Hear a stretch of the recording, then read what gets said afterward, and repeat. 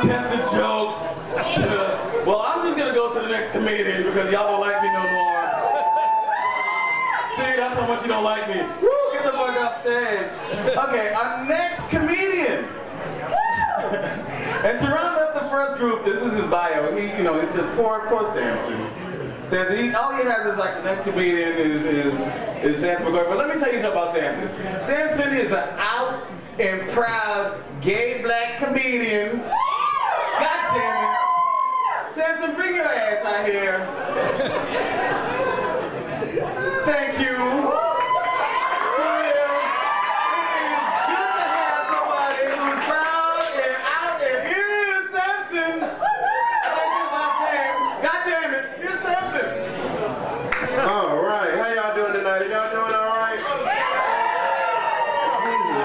I mean, I was going to tell y'all that myself, you know, but I was kind of thinking about it because I plan on robbing a couple people when I leave here tonight.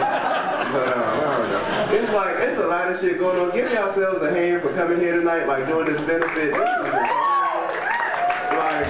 I do like a lot of different shows, so I decided it would be good for me to like come out and like do a benefit, because I get a lot of shitty shows. Like being like an up and coming comedian, like you get a lot of shitty shows. Last night I did like it was supposed to be like a fashion show, house party type thing, and I was like, okay, this is gonna be good, it's gonna be a big house, because somebody like recommended that I do it that works for Verizon. So I got over there.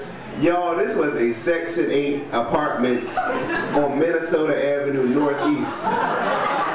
Okay, I can feel the person's clench as I say that. Like, y'all, this was some ghetto shit. Like, I walked in there, I was like very disappointed. Like, they were in there like eating crabs on the floor. Like, I'm serious, it was like roaches were crawling everywhere. Like, and these were some big ass roaches. I mean, they had like facial expressions. Like, this was some crazy shit. And then, I mean, it was just ghetto. They were like doing braids by the oven. I mean, I was supposed to get paid $25. I got paid $13 because I drank a soda and had a crab leg. So, like, I'm really glad to be here, you know. Like, I'm serious. And I keep doing this shit because, like, I don't know, like, I want to do comedy, like, you know, as a career. Like, I want to be able to, like, pay my bills doing this. So it's like I'm kind of trying to do it, and I just moved out of my mama's house. Like, I'm trying to be like a strong black man, so I just like moved out of my mama's house. And I mean, I'm doing good, you know, I like live with my sister now. But it's like, I really like, that's crazy, right? I got myself into like a lot of trouble because my sister has 5 kids. And so, I mean, like, by 3 different babies' daddies. So, I mean, like, this is some Maury type shit going on in this house already. And then, like, 2 of them live with their dads, and then the other 3, they live with us, so I'm, like, always babysitting. And I watch, like, Sesame Street and Doors, what is it, Doors, y'all drink too much. And, like, all those type of things. And so when you look at this type of stuff, like, you see these kids, and, like, they want to learn, and they talk to you, and they ask you, like, really cute questions. These kids are bad as shit. Like, and I already hate kids, so I already found myself doing, like, really evil things, and I drink too, so that's not good. So they're, like, be in the living room, jumping around, like, oh my God, I just fly. And then mother be in another room, and I'm just like, pop, sit down, like, right in the throat. And then mother runs in, and she runs in, she's like, oh my God, what happened? I'm like, I don't know, he just fell. So that's, like, not good. This is the thing, though, like, kids are bad as hell.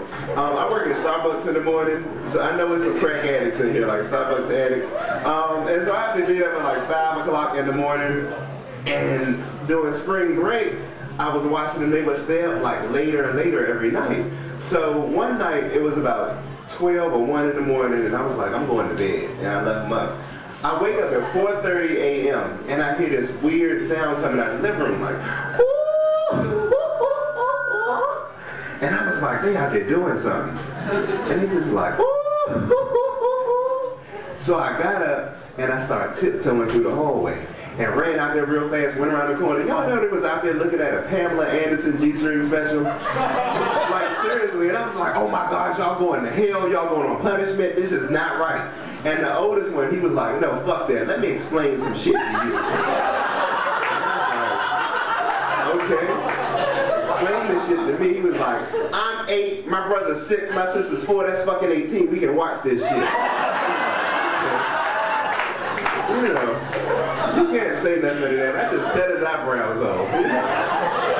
My sister didn't believe me when I told her that, and like soon as he went back to school, I lie to y'all not, he got in trouble for chasing kids around the playground with a dildo that he stole from his mama. Like, I mean, and his teacher was like 90 years old, so I mean, imagine trying to explain that shit to her in Child Protective Services, y'all. That shit is not funny, I don't know. Before I go, it's something else I want to talk about, because I talk about very personal things when I'm on stage. Does anybody have friends that like call and ask you for advice all the time, and like no matter what they call and ask you to do, they do the exact opposite of what you tell them to do? I'm getting older now, so like the problems that they call me with are getting worse and worse. One of my sister's friends is like a really close friend to me. And she has a really bad habit of dating these really nasty guys that like beat her up all the time and stuff like that. The last dude that she was with, Rodney, he was terrible. Like he used to like, he was nasty, like gutter butt, trifling, go upside her head, don't wash his balls, like one of those type of guys. And so she had a bad habit of calling me 2 or 3 o'clock in the morning, talking about, Sampson, Rodney beat me again, Rodney beat me again. I'm like, well, leave him. She's like, I love him, I love him. I'm like, all right, Anime, whatever, bye. Hang up the phone. Anime, that's Tina Turner. Watch the movie. So, you know Anime, like she kept getting, she was like, I love, well, bitch, you need to get out of there. Come do your whoring dick, yo. So, I was gonna do that shit to her too. But this is what happened. So she called me like 2, 3 o'clock in the morning about 3 weeks ago. It was the last straw. She called me about 3:30 in the morning. She was like, Sampson. I'm like, yeah, what's going on?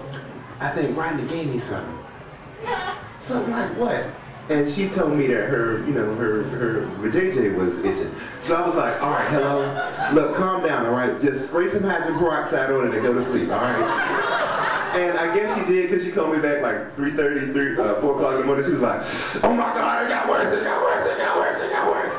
I was like, so what do you want to do? She said, let's go to the clinic. I was like, the clinic? She was like, yeah. I was like, you are so fucked up. So I told her, yeah, just to get her off the phone or whatever. Y'all, she showed up at my door, 8:30 in the morning, clinic ready, like sweatpants, t-shirt, hair up in a bun. And we get to this clinic, and I'm like expecting for it to be empty. And I walked in there. There were so many people in this fucking clinic. I walked in there trying to look extra healthy. Like my elbow was this shit, I didn't even scratch it. And I put this Time magazine up to my face, and she kept trying to talk to me. I was like, bitch, leave me alone, somebody might know my voice in here. So we were like sitting in there, and she kept asking me these really stupid questions. So finally, she was like, you see that boy right there? Yeah, what about him? Don't you think he cute? In the clinic? She said, you know, you can meet good people anywhere. If you think so. So, you know, she got up and she started mingling with him and everything, and he seemed like a really nice guy with crabs or something. But like, they were talking and stuff, and y'all know they exchanged numbers, and she met her new man at the clinic. No, that's not the worst part. The worst part is like a week ago she called me and told me he gave her herpes. That's not funny. But the good part is, the good part is they're still together, they're enjoying the spring weather, going out to parks, playing basketball, riding around with the top down in the convertible, just like they do in the Valtrex commercials, so I guess the shit is working out just fine. Anyway, y'all have been a lovely audience. Thank you.